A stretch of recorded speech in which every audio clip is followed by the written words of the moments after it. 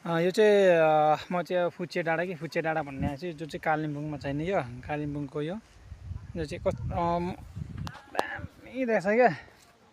र यहाँ गर्लफ्रेन्डसँग आउँदा चाहिँ मजा आउँदो रहेछ। गर्लफ्रेन्ड बनाउनु पर्ला जस्तो चोकडा हो त मजा आउँछ। हेर्नुहोस् है यहाँ दामी रहेछ क्या। चिल डाँडा रहेछ लभ डाँडा भन्छ रहेछ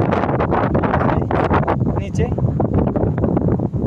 उता चाहिँ सिक्किम होइन त्यो सिक्किम यो चाहिँ एरिया चाहिँ कालिम्पोङ वेस्ट बेङ्गल पर्छ। यो चाहिँ यस्तो चाहिँ लभ डाँडा रहेछ एक्चुअली हो। अनि यो कालिम्पोङ के भन्छ माथि यो चाहिँ यो डाँडा त्यो रहेछ। यो चाहिँ कालिम्पोङको डाँडा हो जो चाहिँ अलिकति रुखले छेकेको छ।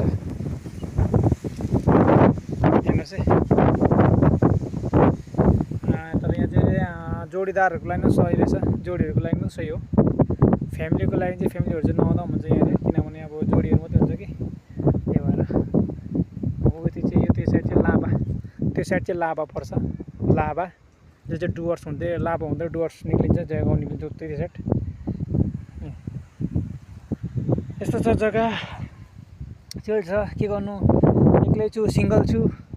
अब गर्लफ्रेन्ड बनाऊँ भनेको खोइ पत्तो दिँदैन के हो पत्ता नि केटीहरूले पनि आजको केटीहरूले त्यही भएर एक्लै बस्छु। एक्लै जिन्दगी लाएँ एलोन इज बेस्ट भन्छ नि त्यही रहेछ हौ के गर्नु अब।